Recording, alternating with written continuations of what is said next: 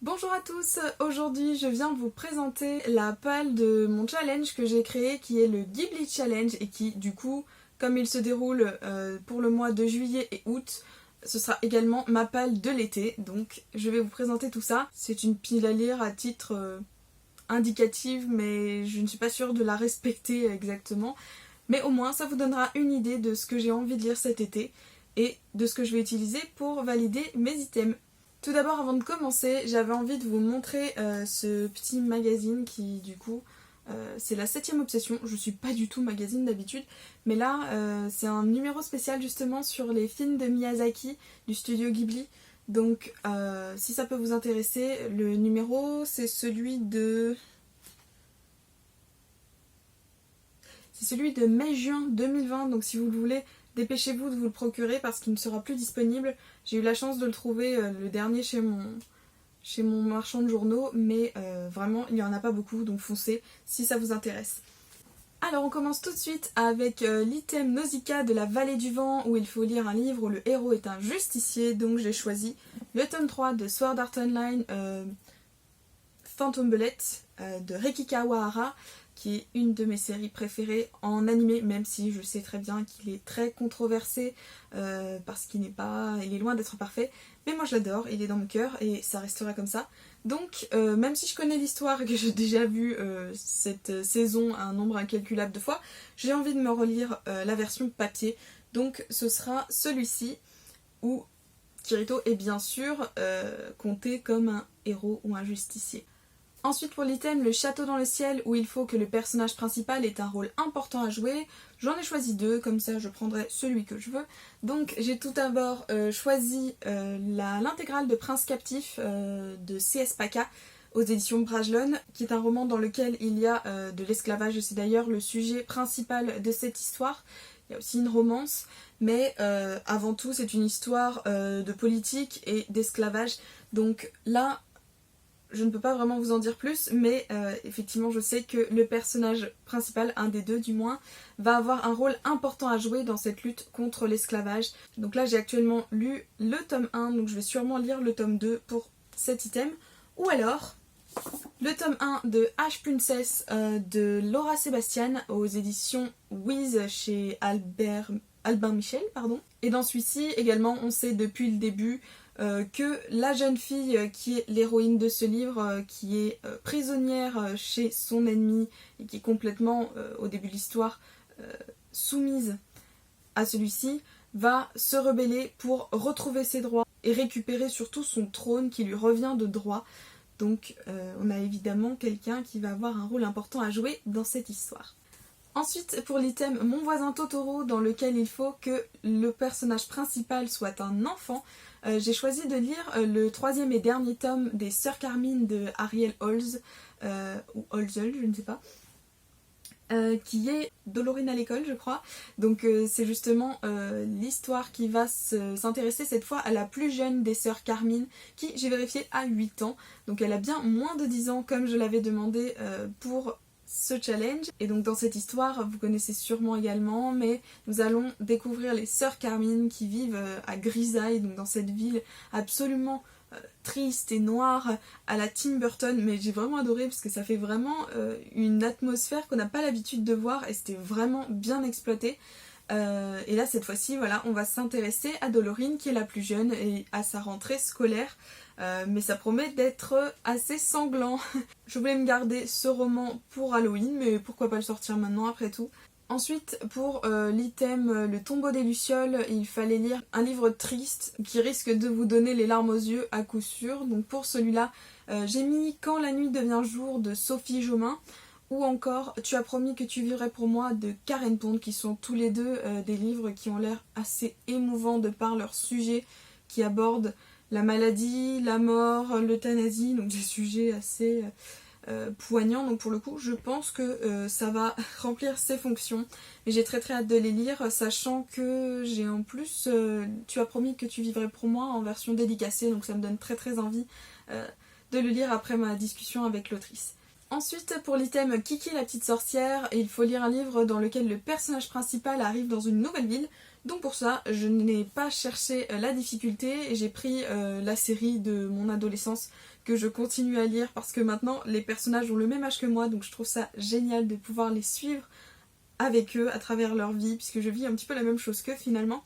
Donc là cette fois-ci c'est le tome 11 si je me souviens bien, qui s'appelle donc Berlin nous appartient, qui est écrit par Sylvain Jaoui, et donc comme le titre l'indique, ils vont donc voyager en Allemagne à Berlin, et donc évidemment ils vont arriver dans une nouvelle ville, donc ça fonctionne.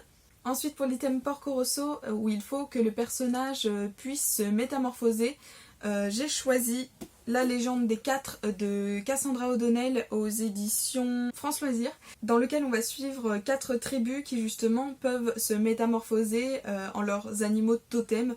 Donc il y a voilà, comme on le voit, il y en a qui se transforment en loups, je crois qu'il y a les aigles, les serpents et un autre, peut-être les tigres, quelque chose comme ça.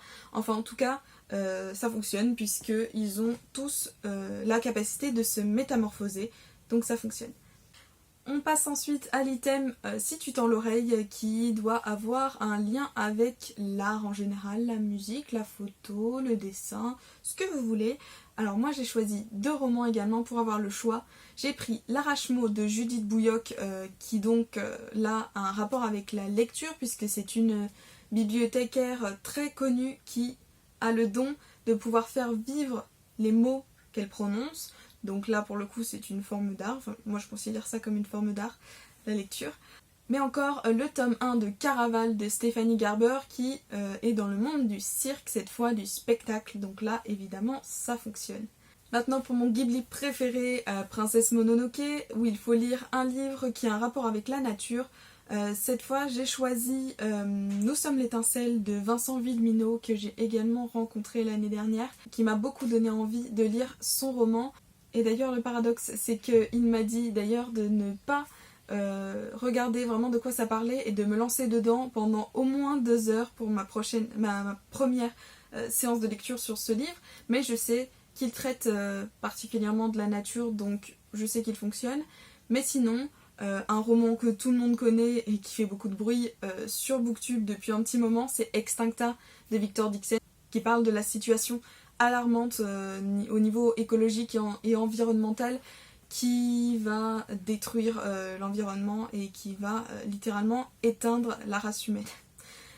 Ensuite je continue avec l'item Le voyage de Chihiro, où il faut que soit ça soit un roman d'apprentissage ou alors un roman qui dénonce la société. J'ai choisi cette deuxième catégorie pour me lancer dans le dernier tome de Phobos de Victor Dixon, dans lequel je le sais, on a une grosse dénonciation de la société avec la cupidité humaine du côté des organisateurs du programme Genesis qui fait partie de ce livre. Ça dénonce également le regard des autres et le rejet des personnes handicapées qui ont des différences physiques, qui ont une famille qui ne rentre pas dans les clous.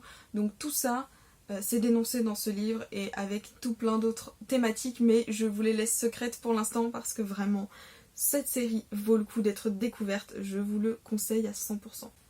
Ensuite pour l'item Le Royaume des chats, il faut lire un livre où les animaux justement sont au centre de l'histoire. Donc pour ça, j'ai pas vraiment réussi à trouver de livre qui m'intéressait beaucoup pour cette thématique, mais j'ai quand même mis la suite de La Guerre des clans.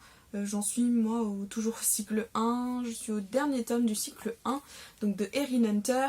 Je pense finir au moins ce cycle là pour pouvoir au moins boucler une boucle, mais après bon, ça reste quand même de la jeunesse, c'est pas un livre, c'est pas une série dont je raffole, mais j'avoue que tous les 2 ans on va dire, j'ai toujours envie de revenir à cet univers qui m'était plus familier dans ma jeunesse, donc je continue quand même, et puis là ça fonctionne avec cet item, donc c'est l'occasion d'en ressortir un. On enchaîne avec l'item Le Château ambulant, dans lequel le personnage principal doit être une personne âgée. Donc pour cela, j'ai choisi le tome 2 du Sorceleur, qui est ma lecture en cours également. Bon, je triche un petit peu parce que physiquement, il n'a pas l'air spécialement vieux, Gérald, hein, mais on sait très bien qu'il est beaucoup plus âgé que ce qu'il ne laisse entendre, qu'il ne le laisse voir du moins. Donc on va dire que ça fonctionne. Mais sinon, je vous propose aussi également les romans de Virginie Grimaldi dans lesquels très souvent les personnages principaux sont des personnes âgées. Donc je pense particulièrement à Mémé dans les orties ou Quand nos souvenirs viendront danser. C'est des romans qui parlent essentiellement de cette tranche d'âge-là, donc ça rentre parfaitement dans nos clous. Pour Pogno sur la falaise, où il faut lire un livre qui se passe près de l'eau, j'ai choisi le premier tome de Silver Battle et le Dragon d'eau de Christine Albrook, qui est donc, évidemment comme vous le voyez sur la couverture, un roman qui va se passer majoritairement dans l'eau, ou du moins près de l'eau, puisque des courses de dragons d'eau sont organisées tous les ans et qui font le bonheur de la population ici et surtout de cette petite fille-là. Ensuite, pour Arrietty, le petit monde des chapardeurs, il faut qu'un peuple soit en danger dans l'histoire. Donc là, j'ai choisi le tome 3 de Lux de Jennifer L. Armentrout, qui est le tome opale, où effectivement le peuple des Luxiennes est en danger. On le sait dès le premier tome, c'est pas quelque chose de très spoilant. Je ne vous dirai pas donc pourquoi elles sont en danger, ni qui les met en danger. Mais en tout cas, pour ceux qui ne connaîtraient pas cette histoire, là on est dans du fantastique, donc, où un frère et une sœur jumeaux vont débarquer dans la ville de Katy et vont littéralement tout retourner sur leur passage parce qu'ils sont assez spéciaux, allons-nous dire. On va découvrir qu'ils ont des capacités surnaturelles et que Katy va très vite se mêler à leurs histoires et du coup se mettre très rapidement en danger. J'avais bien aimé les 2 premiers tomes, j'avais bien envie de continuer, donc voilà, c'est ce que je vais faire cet été. On arrive sur la fin avec Le vent se lève, dans lequel nous devons lire un livre où il y a une citation poétique au début du livre, donc c'est le cas dans The Way You Make Me Feel de Maureen Goo, qui est Un été emporté en VF, et qui du coup, comme nous le voyons juste ici, a une petite citation musicale, donc ça compte comme de la poésie, au début, donc ça rentre donc dans cet item.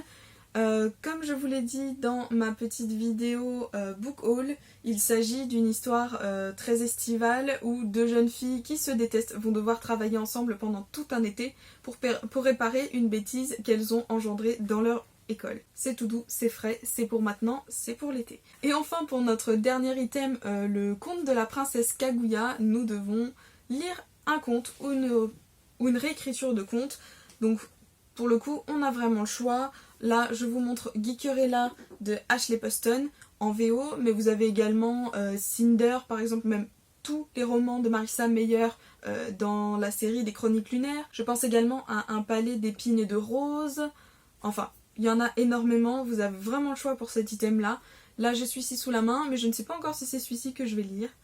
Et voilà, c'est tout pour cette vidéo spéciale Ghibli et également Pâle de l'été. J'espère que ça vous aura plu. Dites-moi dans les commentaires si nous avons des livres en commun, si vous me conseillez des livres également. Est-ce que vous participez au challenge? Ça me ferait extrêmement plaisir. D'ailleurs, je vous mets la petite vidéo juste là. Comme d'habitude, les livres que j'ai mentionnés sont dans la barre d'infos. Et en attendant, je vous dis à bientôt pour une prochaine vidéo. Bye!